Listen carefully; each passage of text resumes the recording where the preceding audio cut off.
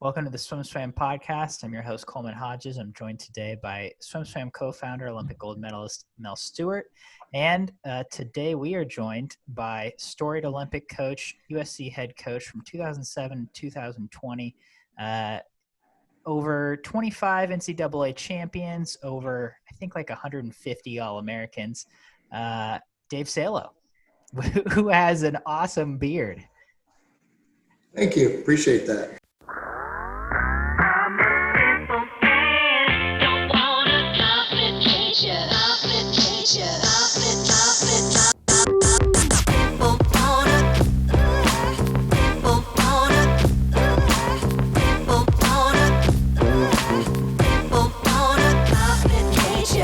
I think you should have been rocking this beard a long time ago. I wish I had, but I never thought I could grow it out, so I never did.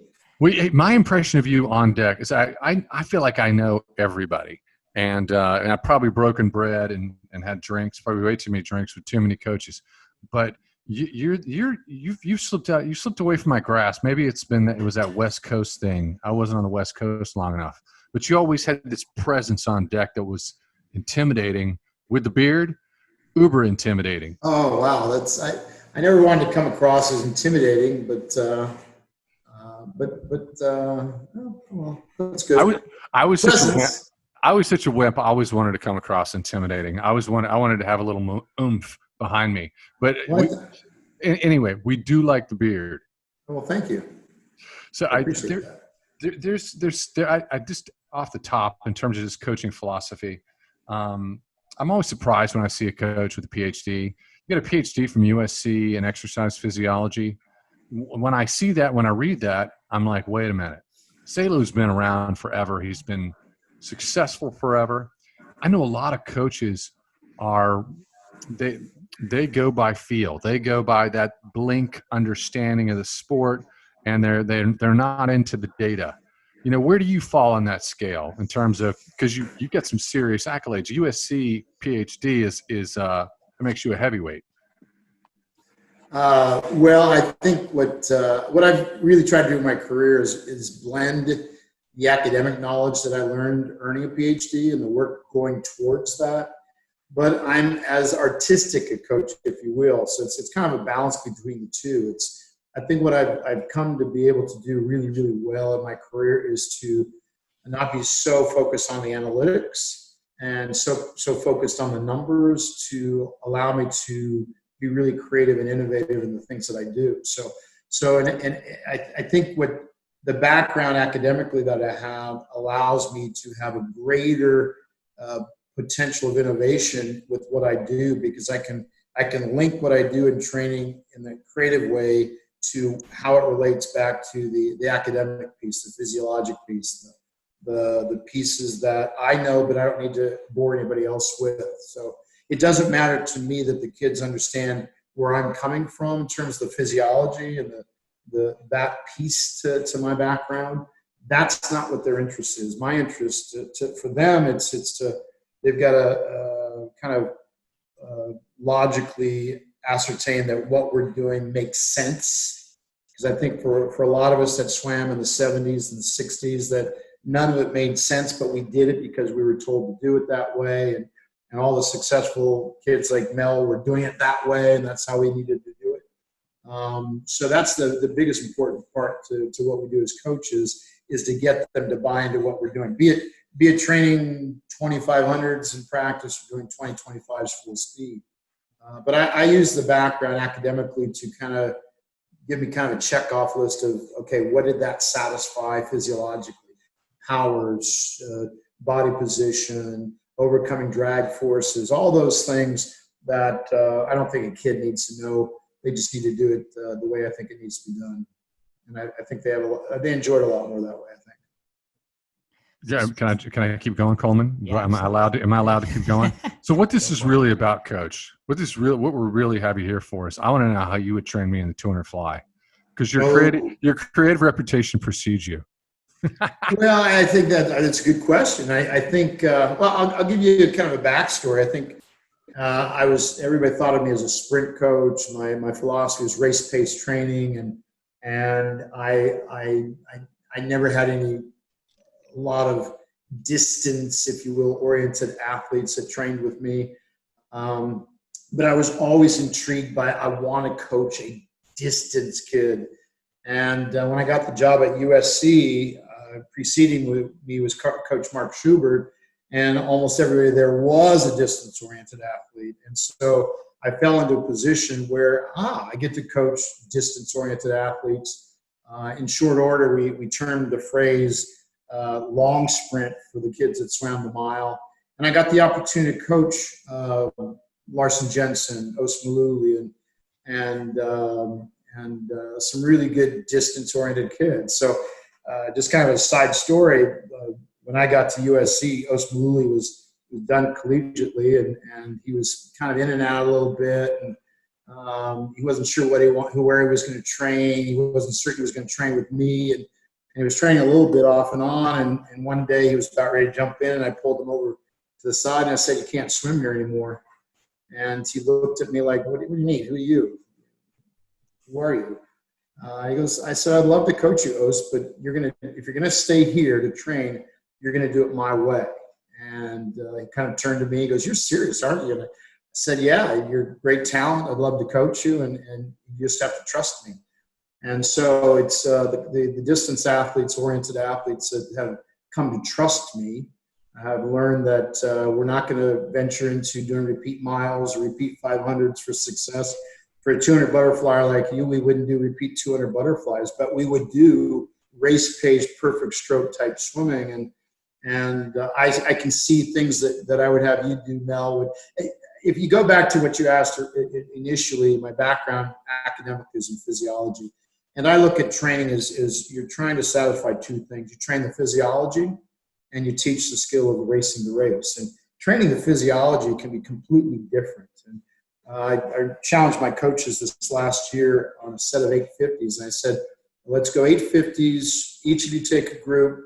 And the interval is 2 minutes and 30 seconds, but I want them getting no more than about 20 or 30 seconds rest between 50s. And for me, it was like, this would be cool. I'm going to make these 50s last for 2 minutes and make them functional, make it really work, that when they finish a 50, they're exhausted, they're tired, their physiology is going 100 miles per hour. And for me, I look at that as the challenge, is to try to train the physiology in a manner that kind of elevates the metabolism to a high level, that when I then have you go 3 25-meter swims at race pace equal to the last 25 of a gold 200-meter butterfly, then your physiology is already ramped up to what it's going to feel like the last 25 of a race. And so that's how I kind of link the two. We train the physiology and teach the skill. So if we elevate the physiology to a very high level that doesn't look like repeat 500s, but gets you elevated higher than you could do at repeat 500s, and then you go 350s race pace equal to the last 50 of your 500 free or 200 free or whatever it might be. That's the challenge, is trying to hold stroke and tempo and the race pace efforts over the last 50 once you've already got things ramped up. That's a lot more consumable to kids these days.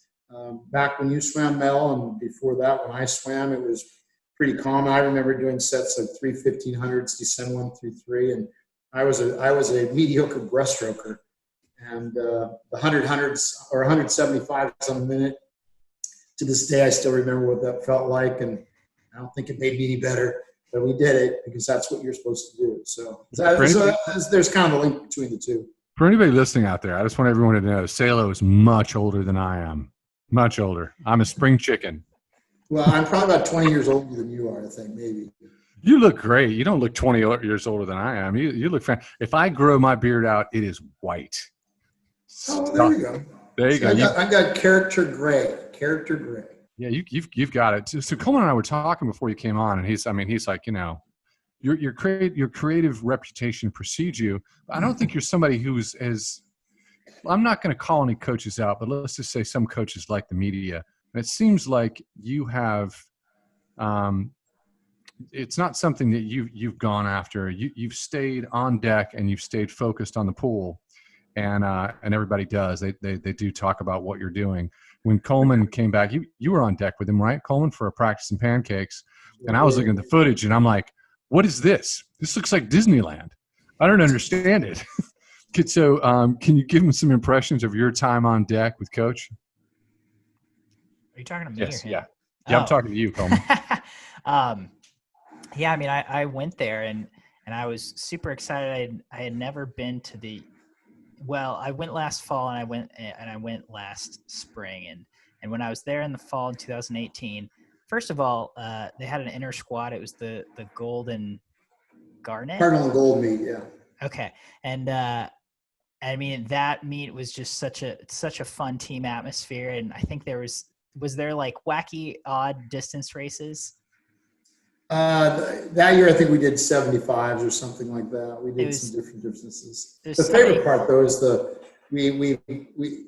I would always get a call from the VP of Student Affairs after our first event. The first event was always a run through campus with a 50-meter lane line across everybody's shoulder. And the kids and I would always tell the kids, you do not have to wear your swimsuits only. You have to wear shoes. You can wear whatever you want, but they inevitably would always want to wear suits. So they would run through campus, these two teams of 50-meter lane line haulers. And by the time they got back, I would get a call from the VP saying that are they hazing the kids? Like, no, I prep them with, they don't have to go out in their suits, but they all choose to do. They're pretty proud of themselves, and as you would be as a swimming athlete running through campus on a hot day in September. But yeah, we've always tried to. I just think swimming should look. My philosophy is that swimming is really boring. It's a boring sport. It's on the line. It's back and forth. It's just crazy boring. But I've done it for 41 years as a coach, and I swam until I swam for John Urbanchek at Long Beach State for a year, but I love the sport.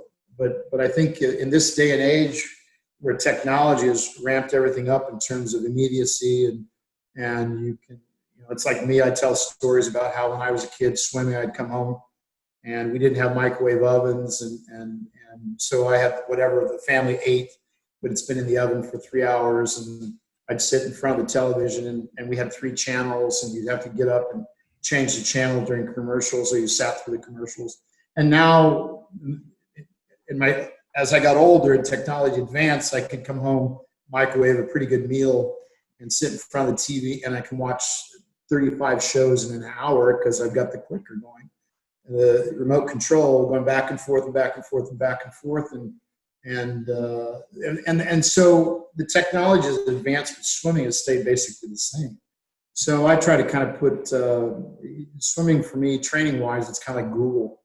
It's just kind of keep throwing stuff at the kids, keep the physiology operating at a very high level, and then teaching the racing pieces as I can. So that's probably what you experienced when you came to our pool, is just, what the hell is this? It's crazy time. It was certainly unlike anything I've ever seen. And then we had the beach practice, and that was so fun. But so, the moral of the story is, you do things a lot differently. And I think any athlete who's swam for you in the last 20 years, you talk to them and they say, oh, Salo just, he's so fun to swim for. When did you trying to do things differently or to get creative, when did that process start for you in coaching? Yeah, well, I started coaching when I was 19. I was looking for a job when I moved down to Long Beach to go to school, and I knew I had always wanted to be a coach. I didn't know exactly how I was going to get there. And I had 2 job opportunities my first year I got down. First month I got down to Long Beach, and it was either I was going to be a retail salesman at a place called Cookie Muncher's Paradise, which wasn't that exciting. And there happened to be a club job open up at Downey, and it was the Downey Dolphins. And it was like, this is what I've always wanted to do. So I was hired as an assistant coach. I was 19 years old. And by that December, I became the head coach. The head coach was a dad on the team who had taken over, and he just said, look, you take this on. So I was there for 5 years, and it was a small novice type program. I tried to be like everybody else when you start into coaching. ramp it up. We got to do the yardage. We got to get 9,000 yards in a workout. That was how my mindset was when I started coaching. At the same time, in parallel, I was taking a class. One of my first physiology classes at Long Beach State was conducted by a professor by the name of Joseph Mastropalo. And he taught me some things in the lab situation that I was just amazed by. And it was an applied physiology class where we basically learned how sprint training can impact aerobic performance. That's the bottom line. It was sprint training having this huge impact on aerobic performance. And I thought, well, that doesn't make sense. Through that class, I studied with him for about 4 years. I got my master's degree with him as well. And I just explored different modalities and training that was just very contrary to what I believed in. So my first 5 years, I was this typical run-of-the-mill, distance-type oriented coach, and I didn't matter where these kids were coming from. I'm just going to pound them with yardage, and I hated it. I was just hated practice. They hated it. And then I finally learned from the classes I took that maybe there's a different way to do this. And then I settled into just more of a race pace type focus. In fact, one of my first swimmers at Downey was a young kid, 13-year-old kid. He's a coach now. His name's Rod Snyder. And Rod was this 11, 12-year-old kid that I had. And he was a little bigger than most 11, 12-year-olds. And he was a 500 freestyle miler. And he got to junior nationals in the mile and the 1,000 free. He was a 12-year-old. He broke 5 minutes in the 500 freestyle. That was pretty good back in those days. And he didn't do a mile in practice. In fact, I tell this story that one day I was going to have him do 1,000 in practice to get a time, and he was going so slow the first 200. I stopped him, and we moved over to the 15-yard pool and did sprints the rest of the night. So, and that's kind of the way I've been with the milers. Is I want them to swim at race pace, and if it's not race pace, it's just warm down. When Michael Andrew came on the scene, everybody lost their minds. I think mostly because he turned pro and didn't cross the line. College swimming is sort of like a religion in our community, in our family. So he caught a lot of flack for that. But most everybody in the know said, "Wait a minute, Salo's been doing this for a long time. Dick Jokums was doing it for a long time." Did you have peers who were doing what you were doing? You were rubbing shoulders with them and saying, "Hey, this is what I'm experimenting with," like Jokums. Did you do that when you were younger? No, it's funny. I through most of my career, I've been pretty isolated. I spent 5 years at Downey. I was then about the same near the end of that. I was working on my PhD at USC. I was fortunate enough that what happened at that time that the men's team were complaining they didn't have enough coaches on the deck with Peter Dalen. Peter Dalen always liked the large teams, so we had like 35 plus kids on the team.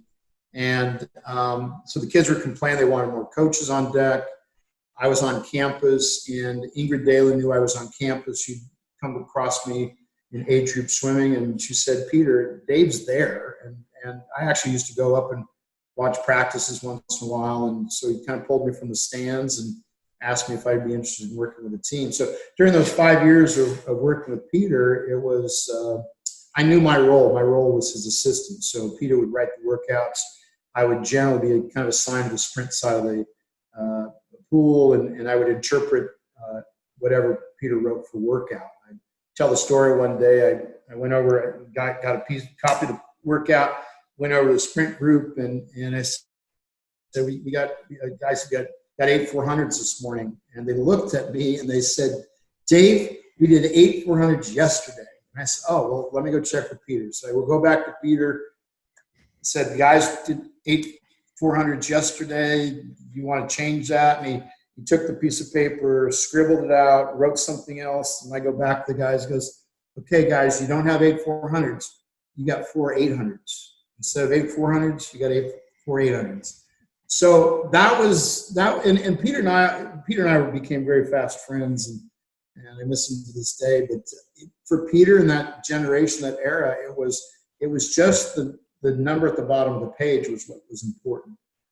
My job with Peter was to reinterpret the 4.800s or the 8.400s so there became purpose to it for the guys. It wasn't, I didn't change anything.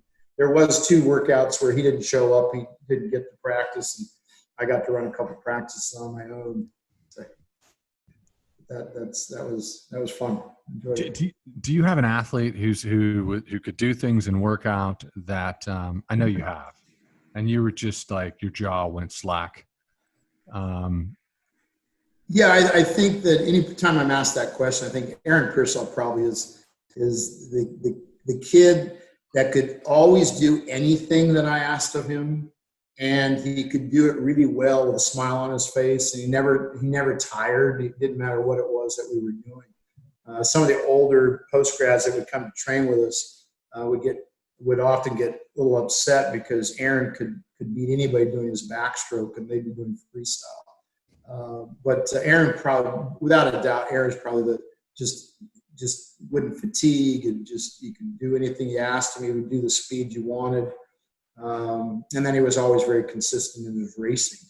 So he was probably the guy. And at the same time, I was coaching Michael Kavik at the same time, and Michael was probably not the opposite, but Michael was the typical sprint guy. He was very talented, probably more talented physically than Aaron was, but his mind and just his appreciation of the work was just not as good as a 13, 14, 15-year-old. He was, maybe a little lazy, but I had 2 of these kids who are so talented and skillful. One could just master anything and didn't care what you did, you could throw it at him. And Michael, you had to kind of balance things out a little bit better, and he was sometimes a little tough to work with. Jason Lezak was an interesting character because Jason always came to practice, but when he was in high school, he and I just didn't like each other a whole lot. He came to appreciate me more when he was kicked off his college team a few times, and then we became good friends and worked really, really well together later in his career. But early on, it was a fight because I wanted things to be perfect, and he was really sloppy and stuff like that. So yeah, that's the other thing the kids will tell you. I'm very, very detail oriented. There's like the set of 850s on 230. There's so much details that go into a 50 like that, and I want them all to be done correctly. And I used to. I don't get any more. I learn better skills, but I used to get really mad when they didn't do it right because it was always their fault. Then I had to learn that I had to explain things better and get a little better at communication. Coleman, I'm hogging him. Do you have a question? If you don't, I'm jumping in. Oh yeah, I'm in on this. You've got the education, you've got the time on deck, you've achieved mastery, but the coaching component that is most fascinating oftentimes is, how much of what you're doing is clinical therapy, because you mentioned Aaron Peirsol, and watching him from a distance, I'm jealous of Aaron Peirsol because it seemed like he was an artist in the water. And my theory on swimmers was that something was going on dysfunctional in their background, and they were just tough as nails, and they were working it out in the pool. But a coach always has to deal with that baggage. How big is that component over your career, the clinical therapy component? Oh, I think that's a huge part of it. I'm convinced that a lot of our best performers in athletics or any skill are a lot of times running away from their demons. I've had enough experience with some of the former athletes that I've coached that always thought that if they win a gold medal or break a world record, their life will be happier, everybody will like them more, and they've got all these issues going on, and then they achieve that accomplishment, and then they realize their life isn't any different. And they thought they would be prettier or smarter or funnier or whatever. It's like, no, it has nothing to do with that. So I've had that, and that's kind of my theory is that they're running away from demons that I'll constantly catch up with them. It doesn't really matter. I think what I've tried to do I've been really fortunate. I think that I'm really proud of my career, and I think that in part a lot of these performances are direct results of what I've done with my athletes. But I think I've always kept my ego in check to the extent that I can be proud of it, but I don't have to go on social media and drum up the beats for myself. And And I think it's helped me work with some athletes that are being chased by demons, to let them become empowered over that a little bit more, and that it's not about me, it's about you. I had an occasion back in when Rebecca Sony was training with me, and she came in one day. She was frustrated by something, and she was talking about Ariana Cooker swimming in Fullerton, and I said, look, if you want to go swim with Ariana, go swim with Ariana. I want you to be happy in that, and versus being miserable training with me. And she said, no, she got mad at me. She got, but I think that's allowed me to not be so possessive, or it all be about me. I think has helped me with my relationship with the athletes, that it becomes more about them. In the 2012 Olympics, I was on the coaching staff, and I had my group, which is a smattering of this, that, and the other thing. And Rebecca was one of those people, and she was a little frustrated with training at the point in time. And one of her best friends was on the team, was Dana Vollmer. I said, well, go train with Dana. Go train with McKeever and Dana Vollmer. Go get comfortable. You don't have to train with me every day. It's okay. I'll check out your stroke or whatever it might be. And I think that trusting the athletes to make the right decisions for themselves, I think that's always been more important to me than the accolades that I might achieve. But and to be honest with you, throughout my career, so many people have just complained that Coach Salo is just so lucky, and I'd rather be lucky in my life than unlucky in your life, I guess. So I haven't been. That's never been a problem. Oh, he's so lucky. He's got all these great athletes. Okay, I'll take a look.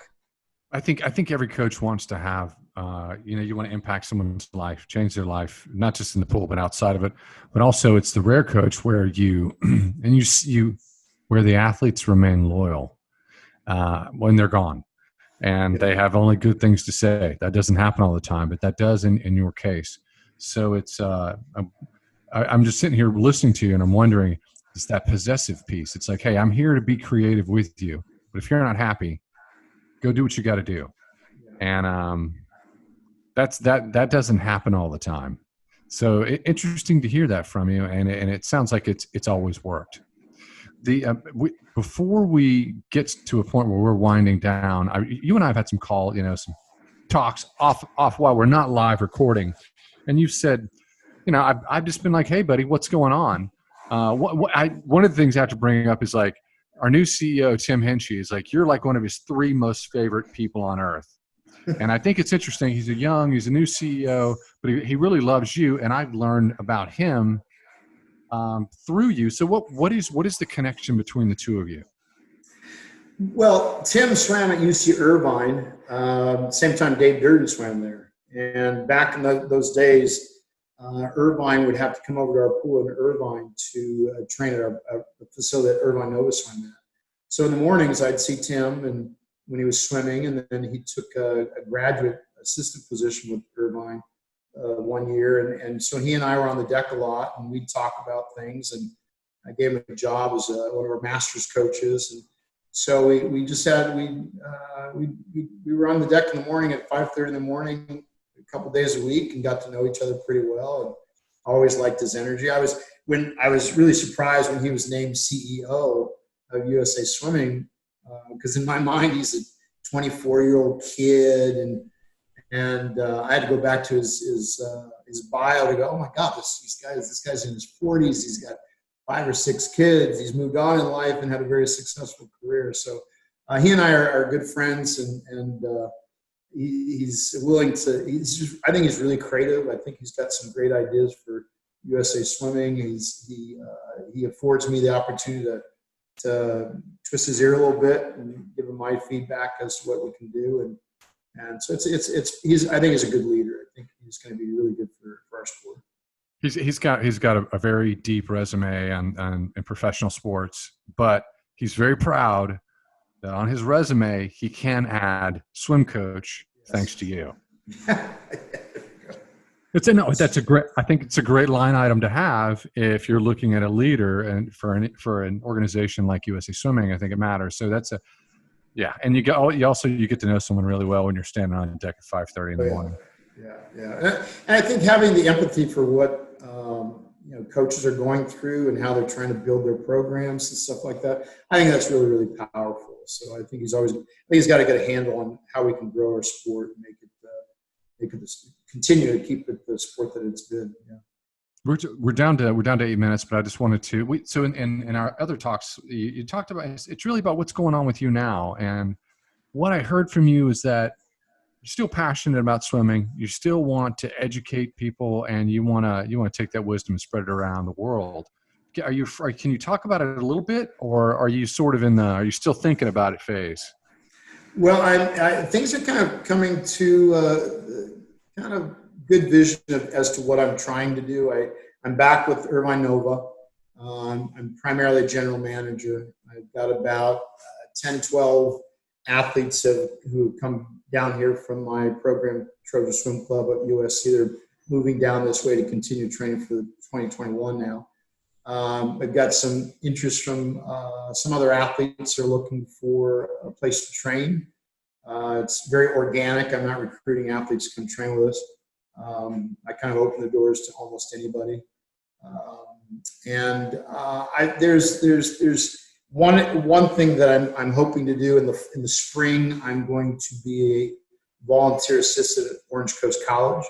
The coach there is Anthony Jacopetti, and Anthony swam for me at Irvine back in his high school days. And so I said I'd love to come over there. And they've just built a brand new facility. We're hoping that I can get my pro group in there at some point in time, if that's feasible to the administration there at OCC. I coached at OCC before I went to USC. So I've got some familiarity with Orange Coast College. But it's a beautiful facility, and it'd be a great place to host a professional group, which I'm looking to do. This year's a really interesting time. I had some conversation with a couple of my coaches the last few days that there's a number of kids who are not sure about what the collegiate environment's going to look like this fall. Some are contemplating sitting out the semester or sitting out a year, and they're looking to me to possibly take on the post-high school group, which I think would be a lot of fun.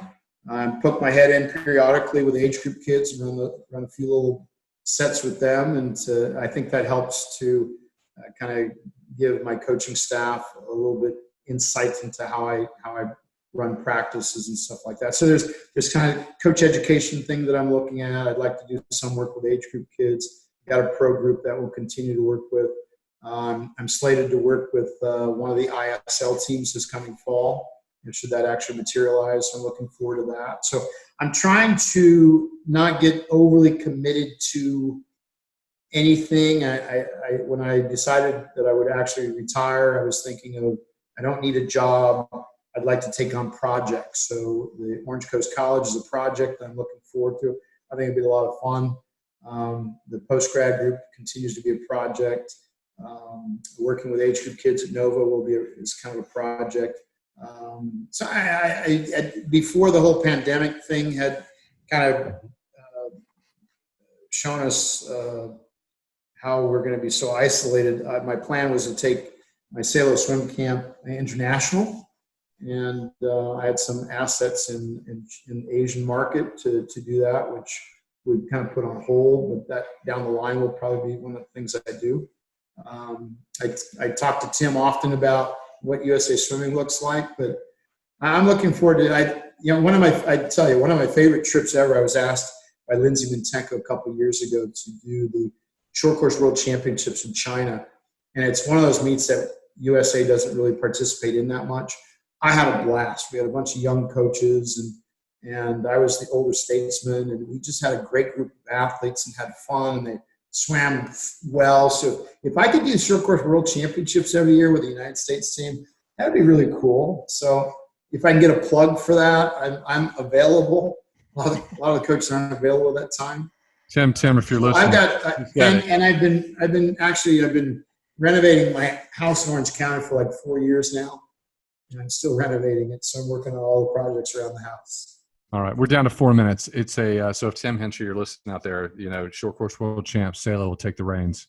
And time is winding down, but what I'm hearing as you're talking is back to that creativity. It sounds like you're still evolving as a coach, and you want to have space and time to be creative. And that sounds like that's your future going forward. Is it what excites you most about swim going ahead? Well, I think what I'm excited about I'm under no restrictions anymore. The collegiate environment. I love coaching at USC, and I'm really proud of my career at USC. It's just this massive organization that just impedes you from the progress that you're trying to make, and you got to be really careful about everything you do, and you can't be a minute over time, and you can't, and that's really stifling. So I think when I finally got my final paper that said I was retired from USC a couple of weeks ago, it was like this sense of relief, and I'm no longer restricted, and I don't have to worry about accounting for the hours for this or for that or whatever it might be. And because of the pandemic, they put all these restrictions. Just this summer, with you couldn't coach your kids even if you had pool time, and universities were closing their facilities even though you weren't restricted to that. USC did a great job with me. Said that up until that very last moment, they were going to allow me to continue to coach my athletes for the Olympic Games, and at the last minute, at that very last moment in time, they said, "Coach, we're not going to be able to keep the pool open." So, I think that's probably the most important thing is there's no restrictions. My mind just started running with ideas for things that I could do, and I'm real excited about the prospects of what lays out there, and so I think I can be a lot more creative. Somebody said years ago that based on my creativity, if I had to, I could run a practice in a bucket, and I think that's who I am. That give me a bucket, some water, and I can teach somebody to swim fast. So I think that's on my horizons. I think I can be more creative. I think I'm just kind of scratching the surface of the things I can do. As you move forward and you take on these projects and they evolve, will you come back and talk to us? Oh, I'll come back and see you guys often. Mel, you've always been a good supporter of mine. Even when things looked a little shady with me, you always were supportive, so I appreciate that. It's because I'm old enough to have context and know what the truth is. And well, that's true. That's true. Yeah, it's never what people think it is. We'd love to have you back on. Thanks so much for coming on the podcast. Ladies and gentlemen, we're going to have Salo back, so if you have some more questions, share them with us.